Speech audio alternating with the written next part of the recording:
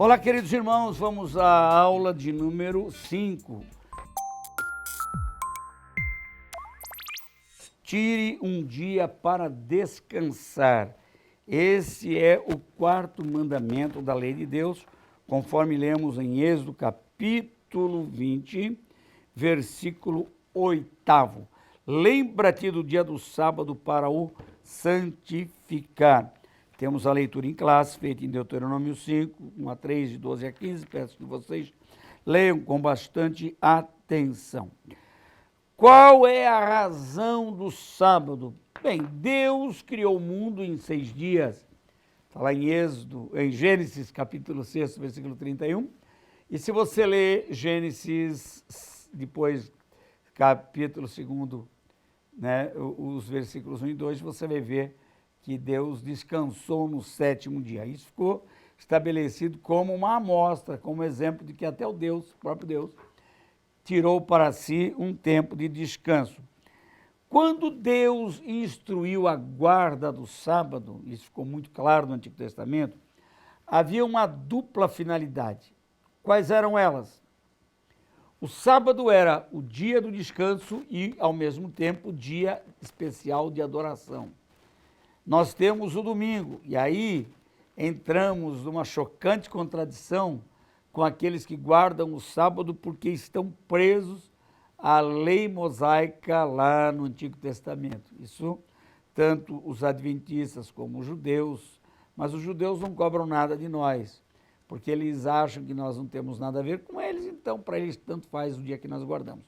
Já os adventistas dizem que nós estamos errados, que nós estamos seguindo a uma instituição que foi feita da guarda do domingo por Constantino, quando ele foi o imperador de Roma, lá em Constantinopla, no 4º século. Mas há algumas razões bíblicas, como veremos aqui, para que esse dia seja mesmo o domingo, sem qualquer problema. Vamos então continuar um pouco aqui, acompanhando a nossa lição, no 1.2, Deus pensou em si mesmo quando instituiu o sábado. Primeiro, Deus pensou em si mesmo. O sábado se tornou um dia de convocação. A convocação do povo para se reunirem em torno dele. Era o dia que o povo tiraria para ele. Hoje vocês não trabalham, hoje vocês descansam e hoje vocês prestam culto a mim. Esta era a finalidade do sábado. Então, não basta tirar um dia de descanso e não prestar culto a Deus. E ele também pensou que o dia devia ser santificado, por isso que era um dia de adoração. A desobediência à guarda do sábado era considerada pelo povo hebreu como uma transgressão na qual o transgressor era digno de morte. Por isso que havia lei, como se lê lá em Êxodo, capítulo 31, 14 e 15, números 15, 32 a 36. Bom, era uma lei peremptória, inexorável, ou seja, imutável para o povo de Israel, a guarda do sábado, como também o eram, não apenas um sábado semanal, mas as semanas sabáticas, semanas de anos, né? Cada 6 anos de trabalho, o 7º ano era um ano de descanso para a terra, isso no caso que lavrava, né? E havia também um ano do jubileu para cada 7 vezes 7, 49 anos, o 50º ano era também um ano de descanso. A extensão do sábado no Antigo Testamento, foi o que eu falei aqui, do ano sabático, né, e do ano do jubileu também. E nós temos semanas de anos de reflexão que foram distraidamente deixadas de ser observadas pelo judeu. Eu disse distraidamente, talvez assintosamente, né? Para alguns distraidamente, talvez para outros assintosamente. Quer dizer, a gente vai deixar passar, a terra está produzindo, para que fazer a terra descansar? Por causa disso, Deus cobrou deles 70 anos de descanso da terra, quando se deu o cativeiro babilônico. Jeremias já profetizava isso e citava a lei da guarda do sábado da terra, que eles negligenciavam. Mas nós aqui no Santo Decálogo, nas 10 palavras, estamos mesmo pensando mais especificamente no sábado semanal. Ou seja, temos segunda, terça, quarta, quinta e sexta. Sábado, aliás, eu já deixei de falar o domingo, né, que é o primeiro dia da semana. Sábado é o dia em que ninguém trabalha. Bem, no Novo Testamento, nós vemos a permanência do sábado de forma descritiva e não normativa. O que significa? Jesus, ele guardava o sábado, ele era um judeu. O apóstolo Paulo, quando se converteu, ele tirava proveito do sábado para ir às sinagogas e falar do nome de Jesus. Quando ele chega em Filipos, por exemplo, ele e os seus companheiros vão à beira do rio Lico para orar. Eles vão encontrar naquele rio o momento de dizer, por que à beira do rio? E por que não em outro lugar? A portas fechadas, porque não tinha um número suficiente de 10 pessoas. Um judeu aos sábados precisa ter pelo menos 10 pessoas de sexo masculino para se reunir a portas fechadas para formar a sua sinagoga, então, a adorar a Deus no sábado. Não havendo 10 homens, eles têm que cultuar ao ar livre. Então, Paulo e seus companheiros iam à beira do rio que passava ali pela cidade para fazer a sua oração. Quando passou Lídia, aquela vendedora de púrpuras, lembra da cidade de Tiatira? Isso está lá em Atos capítulo 16, versículo 6 em diante. Bem, Paulo tirava proveito disso, mas ele nunca instruiu ninguém a guardar o sábado. Pelo contrário, ele reclamou quando os judeus da igreja de Colossos criavam um caso por causa disso. Eles queriam reintroduzir os costumes judaicos dentro da igreja. Imagina, a igreja de Colossos sofria a pressão de 2 grupos diferentes. De um lado, os judeus, de outro, os gnósticos, aqueles filósofos que se convertiam e traziam heresias para dentro da igreja. Então, 2 grupos. E os irmãos de Colossos ficavam sem saber para que lado olhar, né? E Paulo, então, se queixa dos 2 grupos e chama a atenção de cada grupo. Vocês ficam adorando anjos, os gnósticos. Anjo não é para ser adorado. E vocês ficam aí discutindo dia de semana, sábado, isso também já passou. Paulo, ele busca colocar as coisas nos eixos, as rodas nos trilhos. Bem,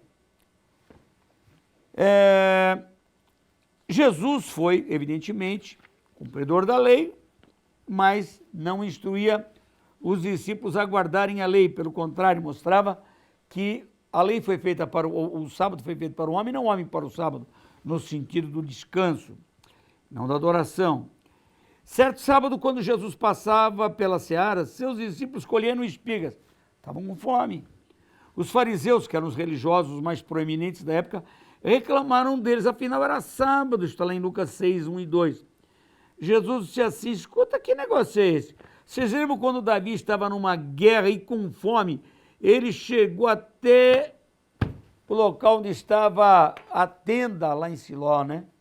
E pegou dos pães da propiciação, que fazia parte daqueles apetrechos que preenchiam o altar do templo, ele comeu e não pecou por isso, afinal de contas o servo ali valia mais. Ele estava defendendo os interesses da nação. E com isso ele advoga a atitude de Davi. O próprio Jesus fez isso, mostrando que Davi não cometeu nenhum pecado. Mas para os judeus o sábado era algo intocável. Jesus, por exemplo, curou uma mulher que andava curvada havia 18 anos em uma sinagoga. E era um sábado. Claro que os religiosos disseram, que história é essa? Que interessante, né? O que é mais importante? Você vai guardar aí uma regra, um capricho, e você tem uma pessoa que sofre de uma enfermidade há tantos anos.